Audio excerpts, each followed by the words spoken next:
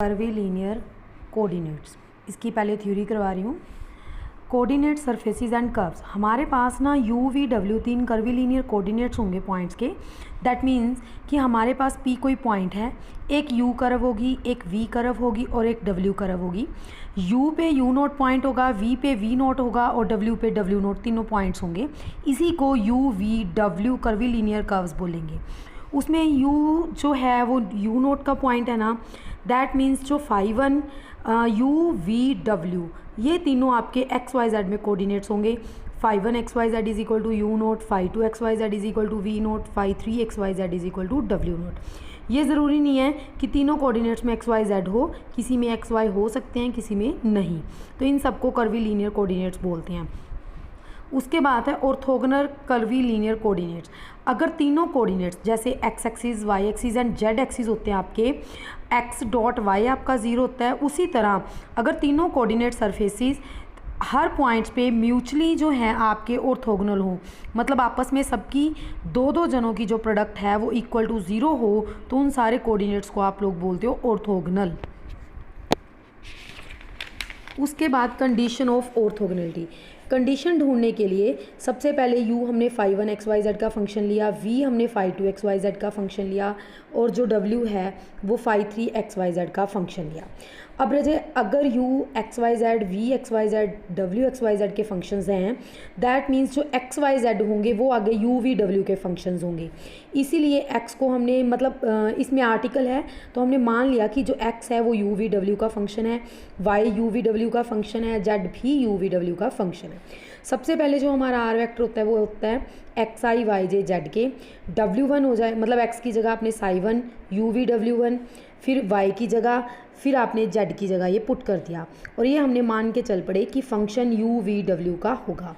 उसी तरह अब हमने ये बोल दिया कि अगर हम लोग u पे बात करते हैं सिर्फ और सिर्फ u पे, तो v और w हमारे दोनों कांस्टेंट होंगे क्योंकि v नोट होगा और w आपका w नोट होगा। तो हमारा जो फंक्शन है वो u v note w note की फॉर्म में बन जाएगा। इस तरह अगर आप r का डेरिवेटिव रिस्पेक्ट टू u करते हो तो आपको coordinate curve parallel to this vector मिल जाएगी। उसके बाद रजे आपका मेन काम है orthogonal vectors in unit vectors in orthogonal curvilinear coordinates. सबसे पहले जैसे हमारे होते हैं ना आई जे के, उसी तरह आपके E1 cap, E2 cap, E3 cap इसमें यूनिट वेक्टर्स होते हैं। जो E1 कैप होता है वो U के लिए होता है, E2 जो होता है वो आपका V के लिए होता है और E3 जो होता है वो आपका किसके लिए होता है, W के लिए। तो उसी तरह अगर R हमारा पोजीशन वेक्टर है P X Y Z में, तो R का U उसका डायरेक्शन होएगी उसकी टेंजेंट्स की। तो इसीलिए हम टेंजेंट ढूंढने के लिए हमारे पास फॉर्मूला होता है E1 cap is equal to R by u over its magnitude. इसी तरह E2 होता है आपका R वेक्टर का derivative respect to V its magnitude and E3 भी सेम होगा R वेक्टर और W ओवर इट्स मैग्नीट्यूड। अब रजे जो मैग्नीट्यूड है उसकी जगह पे हम लोग H1, V वाले में H2 और W वाले में H3 पुट करते हैं तो E1 कैप मिल गया 1/H1 R का derivative respect to U। Similarly E2 and आपको E3 मिल जाएंगे। जो ये H1, H2 हमारे H3 होंगे ये स्केलर वेक्टर्स होंगे। रजे जिस तरह I डॉट I1 होता है उसी तरह E1 कैप E1 की डॉट जो है वो सेम 1 होती है, सेम वाले की डॉट जो है वो 1 होती है और डिफरेंस वाले की जो डॉट है वो इक्वल टू क्या होती है आपकी 0। इस तरह हमारे पास अब हमारे पास जो है नॉर्मल्स की बात करें तो जो यूनिट वेक्टर नॉर्मल्स है टेंजेंट्स वाले के स्मॉल E1 E2 हम यूज़ करते हैं और जो यूनिट वेक्टर्स हैं नॉर्मल के लिए उसमें capital E1, capital E2, capital E3 लेते हैं। तो कैपिटल E1 होता है आपका del U over its magnitude, इसी तरह E2 होता है आपका del V over magnitude, E3 में del W over del magnitude. इस तरह आपके पास नॉर्मल के भी यूनिट वेक्टर्स मिल गए और टेंजेंट्स के भी है जो आपको यूनिट वेक्टर्स मिल गए। उसके बाद आपका होता है U V W, ये सारे ऑर्थोगोनल कर्वीलिनियर कोऑर्डिनेट्स हैं। तो जो R का U, R का V, R का W और del U, del V, del W ये भी रेसिप्रोकल्स होते हैं। रेसिप्रोकल्स का मतलब curl R by curl U 1 over del U होता है। तो सबसे पहले R वेक्टर होता है आपका एक्स आई वाई जे जेड के, एक्स अभी अभी आपने बात की यू वी डब्ल्यू का फंक्शन होगा, वाई भी एंड जेड भी। तो हम डेरिवेटिव करते हैं, हम इस तरह करते हैं, आर का derivative U D U, R का वी डी वी, आर का W D W. Delta U से सबको मल्टीप्लाई कर देना। जब मल्टीप्लाई किया तो हमारे पास ये होता है कि एक डेल्टा फाई और डी आर, ये थर्ड चैप्टर में है रजे आपके एक आइडेंटिटी, डी फाई के इक्वल होता है, तो डी यू आपका सारा इसके इक्वल मिल गया।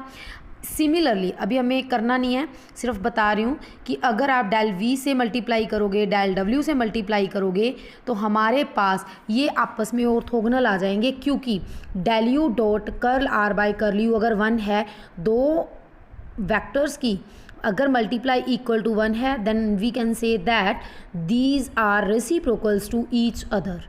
ठीक है, तो ये आपको एक रिलेशन मिल गया। उसी तरह अब आपको रिलेशन ढूंढना है E1 cap, E2 cap, E3 cap and del u del v del डब्ल्यू में, ये ज़रूरी है। जैसे अभी अभी आपने बात की curl r by curl u, curl r by curl v, curl r by curl डब्ल्यू, del u del v del डब्ल्यू, ये सारे आपस में रेसिप्रोकल हैं। अगर रेसिप्रोकल हैं तो अब हम बात करते हैं, अगर डेल यू ढूंढना है हमें, curl r by curl v cross curl r by curl डब्ल्यू। अगर आपको यू ढूंढना है तो वी और डब्ल्यू की क्रॉस लेनी है, नीचे तीनों का डिटर्मिनेंट होता है। अभी आपने बात की है curl r by curl v होता है H2 E2 cap into H3 E3 cap, over तीनों की वैल्यूज़ फिल करना। रजे H2 H3 दोनों कॉन्स्टेंट्स हैं, इसीलिए E2 क्रॉस E3 की वैल्यू आएगी E1 कैप, नीचे H1 2 3 जो है आपके कॉन्स्टेंट हैं, स्केलर हैं, अंदर रह गया E1 E2 E3, तो इसकी वैल्यू अपन ने क्या फिल कर दी, H1। ठीक है, क्योंकि H2 3 आपके कैंसिल हो गए, सिर्फ H1 बच गया, E2 क्रॉस E3 आपका E1 होता है। तो इस तरह आपको E1 मिल गया H1 डेल यू, इसी तरह E2 H2 del we, E3 मिलेगा आपको H3 डेल डब्ल्यू। ठीक है, इस तरह आपके पास जो है आपकी एंट्रीज आ गई। उसके बाद ये आपको करने की ज़रूरत नहीं है।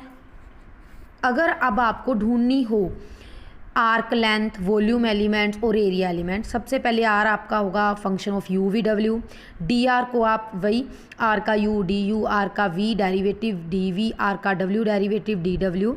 अब जो लेंथ होती है ना रजे, वो डी एस स्क्वायर होती है, that means D R dot D R.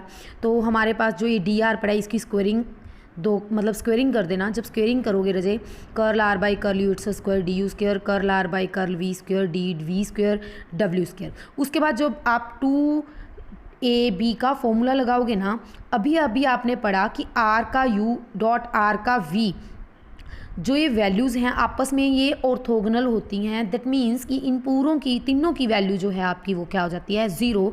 तो आपके पास लेंथ का जस्ट ये फॉर्मूला बन जाएगा एक। और उसी तरह curl r by curl you